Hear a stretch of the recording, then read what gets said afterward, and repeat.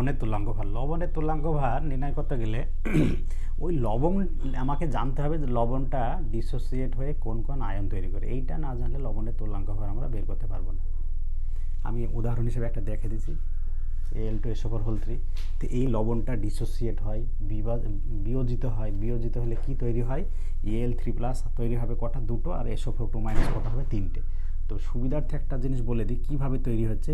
Al aluminium, এর সাথে যে সালফেট আছে, এর যে এখানে 3 আছে, এই 3টা চলে যায় এর মাথায় দিয়ে প্লাস, তাহলে Al3+। আর এই যে এই দুইটা চলে আসে আগে, তাহলে 2Al3+। একই রকমভাবে SO4, এই যে 2টা চলে যাবে এর মাথায় দিয়ে মাইনাস হবে, তাহলে SO4 এই 3 চলে যাবে আগে, তাহলে 3SO4 একটা জিনিস এবারে ঠিক হয়েছে কিনা দেখে নেওয়ার একটা উপায় আছে। আমরা হিসেব করে নেব যে টোটাল চার্জটা কী হবে, প্লাস আর মাইনাস সমান হবে।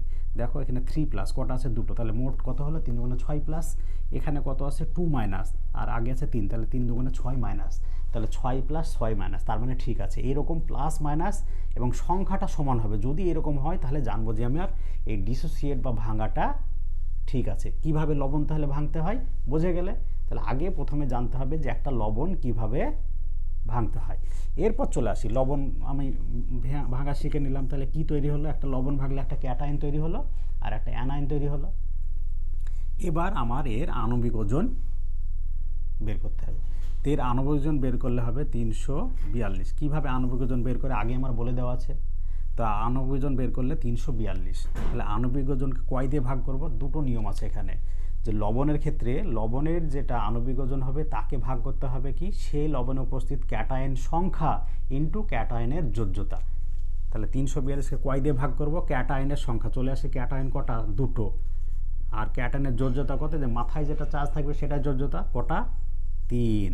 তাহলে 342কে 6 দিয়ে ভাগ করলে যেটা পাবো সেটাই তার তুল্যাঙ্ক ভার। আর একটা নিয়ম আছে যে আণবিক ওজন যত হবে তাকে কি ভাগ করব? অ্যানায়নের সংখ্যা ইন্টু অ্যানায়নের যোজ্যতা, একই হবে। তাহলে 342, অ্যানায়ন কটা আছে? 3টে। অ্যানায়নের যোজ্যতা কত হবে? 2, যেহেতু 2- আছে 2। তাহলে 342 ভাগ 6, তাহলে হবে আমার 57। তাহলে এই যে লবণটা পেলাম এর তুল্যাঙ্ক ভার কত হলো? 57। দুটো নিয়মের যে কোনো একটা নিয়মে করলে উত্তর একই হবে। এইরকমভাবে আমরা লবণের তুল্যাঙ্ক ভারগুলো বের করব।